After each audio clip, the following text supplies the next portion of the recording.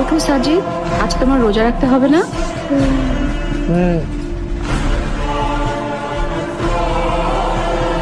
জলদি করো বাবা, সেহরি না করলে সারাদিন রোজা রাখবে কি করে? রোজা? আরে সাজিদ, তোমার সেহরি।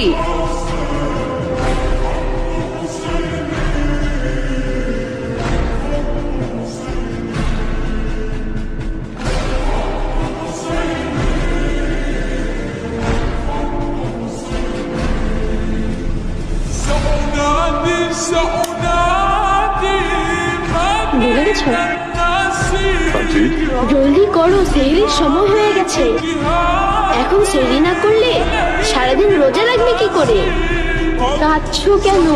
এটাও এনেছি তো। সাজিদ, সেলিম চাচাকে বলো ইফতারের জন্য আমাদের বাসায় আসতে হবে।